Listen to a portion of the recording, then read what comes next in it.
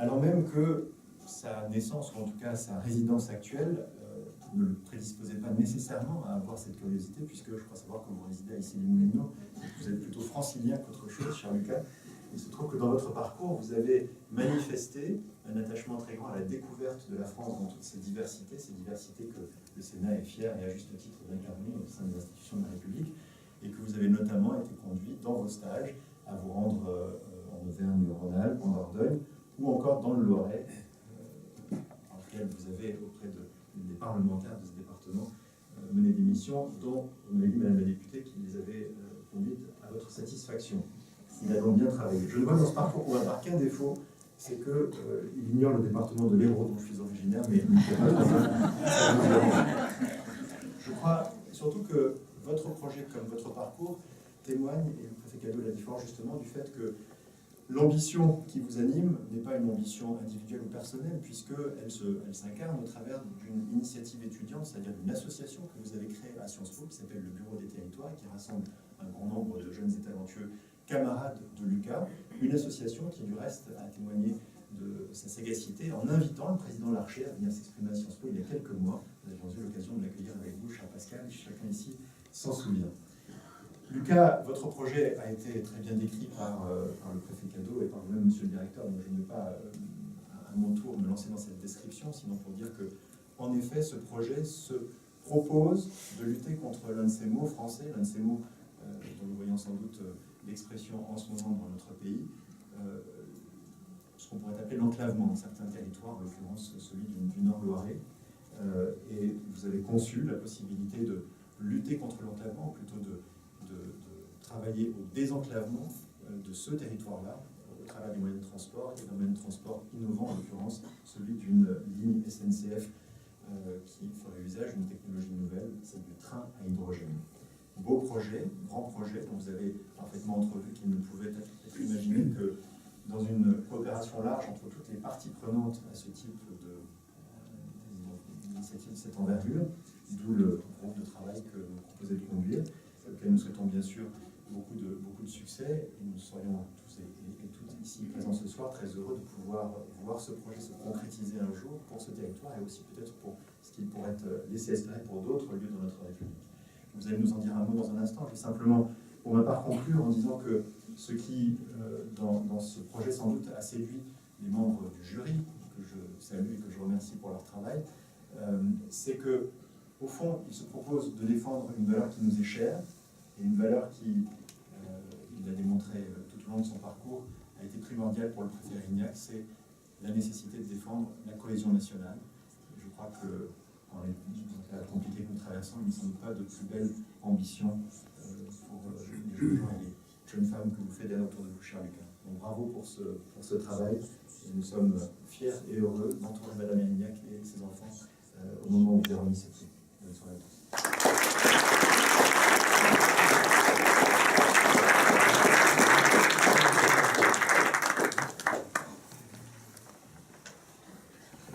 Jamais appris à faire des discours, alors c'est toujours pénible pour moi.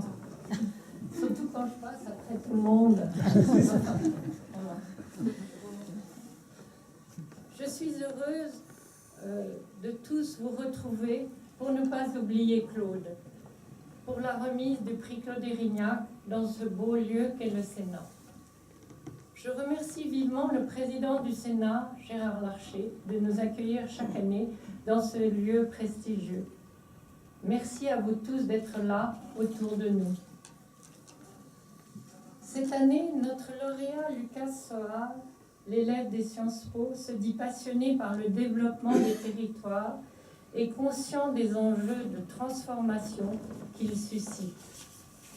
C'est pour cette raison qu'il a porté un très vif intérêt au prix Claude Érignac, qui lui permettrait de réaliser son projet de soutien innovant et durable des territoires.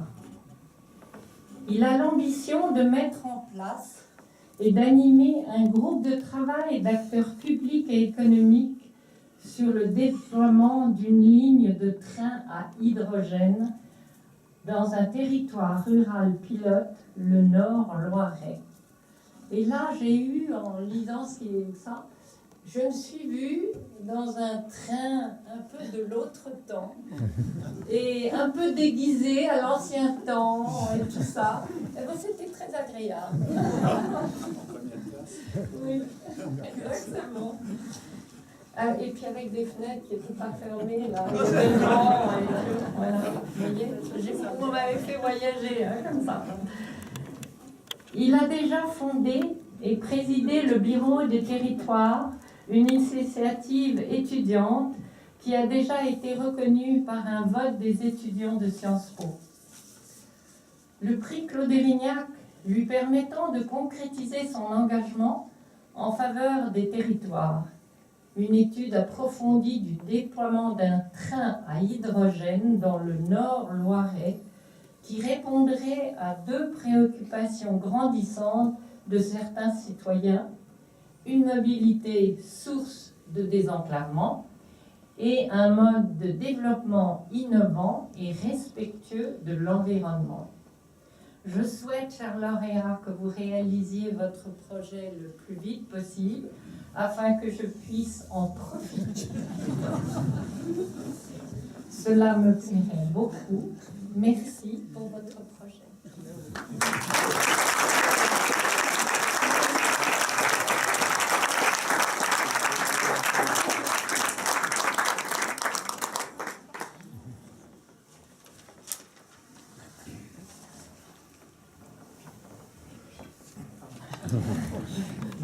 Madame Érignac, merci beaucoup pour votre discours. Monsieur le directeur Océanie qui a présenté Monsieur le Président du Sénat, Gérard Larcher, Monsieur le Préfet de la République de France, Mesdames et Messieurs les préfets, Monsieur le directeur de Sciences Po, Mesdames et Messieurs les membres de l'association Claude Érignac, Mesdames et Messieurs les parlementaires, ça va vous oublier, Mesdames et Messieurs, c'est vraiment un grand honneur pour moi et pour mon association et pour mon projet. Triple honneur de recevoir ce prix qui est extrêmement prestigieux et qui a une signification à plus d'un titre pour nous. D'abord, en tant que simple étudiant de Sciences Po, forcément, recevoir un prix qui porte le nom de quelqu'un qui a consacré sa vie au service de l'État, au service de l'intérêt général au sens large, c'est une très grande signification pour nous. Mais encore plus, et vous l'avez vous-même dit, quand on a créé une association sur la promotion de la diversité, la richesse des territoires. Or, qu'est-ce qu'une carrière préfectorale sinon cette présence de l'État dans tous les territoires de France, dans leur diversité et aussi dans leur unité républicaine. Et donc ça, c'est vraiment un grand honneur pour nous. Au titre de cette association, que l'on a appelée le Bureau des territoires, à Sciences Po, vous avez le Bureau des élèves, pour plus de l'ordre du loisir, le Bureau des arts, pour la culture, le Bureau du directeur, ici présent, mais vous avez aussi, depuis un an, le Bureau des territoires qui s'attache donc à promouvoir cette richesse des départements dans leur diversité. Il y a cet objectif que l'on cultive depuis un an, et puis il y a une caractéristique qui revient très souvent, de manière, ce qui n'est pas tant un hasard en fait, c'est le Sénat, puisque notre premier événement, vous l'avez dit, monsieur le directeur, était la présence de monsieur le président du Sénat et de son directeur de cabinet, je m'en souviens, parce que le deuxième rang, je regarde mon film. Donc, premier événement, un an plus tard, nous sommes dans la situation inversée et très heureux de l'être. Deuxième événement, c'était une projection débat sur un film coproduit par Public Sénat, ça ne s'invente pas, à Sciences Po. Et enfin, troisième cérémonie, troisième événement, très fort pour nous, riche de signification ici au Sénat, et merci encore pour votre accueil. Et il y a une deuxième caractéristique, c'est quand même la présence récurrente de M. Perrineau. Pascal Perrineau, pas salué au début de mon discours, mais justement réservé pour pendant le discours, parce qu'à chaque fois, voilà, il est parmi nous et il nous soutient énormément. Et je pense que, sans déformer ses propos, je crois qu'il est très attaché à montrer que Sciences Po n'est pas uniquement parisiano-centré. Au contraire, il y a une conscience territoriale qui est très riche et qui touche même celles et ceux qui ne sont pas de territoire, comme on dit, issus de la province, mais franciliens. Et donc, forcément, pour cela, je voulais aussi vous remercier, M. Perrineau, puisque je signale qu'il est membre du jury. Moi, en tant que C'est le garant dans le jury. Exactement. Je me remets à son impartialité. Et aujourd'hui, donc, cette cérémonie. Mais je vous avoue que ce bilan, si je pense qu'il a été assez apprécié par la communauté des étudiants de Sciences Po, nous laisser quand même un petit sentiment de frustration au bout d'un an, parce qu'on s'est rendu compte qu'avec l'ensemble de nos activités, que ce soit activités événementielles, mais aussi culturelles, puisqu'on a un vendredi lecture toutes les semaines, où on conseille un ouvrage littéraire ou scientifique sur un territoire en particulier, ou sur les fractures territoriales de notre pays. On a également un statut de sympathisant, c'est-à-dire des étudiants de Sciences Po qui nous apportent leur témoignage relatif à leur origine territoriale, pour montrer qu'il y a une belle diversité. Mais tout ça a été vraiment destiné à la communauté des étudiants de Sciences Po, ouvrir leur conscience, débattre sur la place économique, politique, culturelle des pays des territoires dans notre pays, mais comment concrètement être utile, à notre niveau bien sûr, à la cause des territoires. Et je ne vous cache pas que ce prix Érignac est apparu vraiment comme une opportunité idoine et formidable pour traduire notre engagement de manière plus concrète en faveur des territoires. Et donc je ne vais pas revenir sur le projet, je vais plus, comme il a été parfaitement bien résumé, mieux que la manière dont je l'avais présenté, je crois, au jury, mais plus sur les justifications de ce projet. D'abord, pourquoi le train hydrogène pour son caractère financièrement et énergétiquement très soutenable, et ce groupe de travail s'attachera à le démontrer tout au long de ses travaux. Pourquoi le Nord-Loiret? Alors, pourquoi le Nord-Loiret? Moi, c'est un territoire, là, je peux vous le dire, je connais bien ce territoire, sans être trop présomptueux, mais si vous m'aviez connu il y a 5 ans, je ne le connaissais qu'à peine, que partiellement, et une rencontre extrêmement généreuse et fidèle avec Madame Dubois, Marlène Dubois, qui est députée de ce département, m'a vraiment ouvert les yeux sur une réalité de vie à laquelle je n'étais pas du tout confronté dans ma vie quotidienne d'habitant d'ici du Minot, même si c'est une ville que j'aime beaucoup, mais effectivement, ce n'est pas les mêmes réalités de vie. Et Madame Dubois, Marlène Dubois m'a accueilli dans cette circonscription parce que je voulais vraiment aller à Pithiviers, dans le Pithiviers, dans tous les cantons qui composent cet arrondissement sous-préfectoral, qui est rempli d'atouts et qui pourrait, je pense, vraiment se prêter à l'étude de la faisabilité de ce train hydrogène, technologie innovante. Et je cite aussi Hervé Bonnat, qui est son assistant parlementaire et avec qui je partage énormément de choses qui m'aident beaucoup dans tout, et qui m'aiguille, sans mauvais jeu de mots relatif au train, mais qui m'aiguille beaucoup dans mes travaux.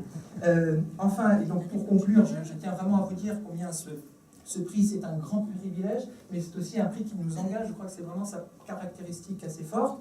Donc je formule un vœu que les conclusions de ce groupe de travail, et qui seront synthétisées dans un rapport, qui sera diffusé, seront les plus positives possibles quant à la faisabilité de ce train hydrogène, non seulement dans le Nord-Loiret, ce territoire pilote, mais aussi un message national à plein d'autres territoires qui sont confrontés à des problématiques similaires, comme vous avez pu le voir en Dordogne, à la préfecture, vous avez fait un stage préfecture de la Dordogne.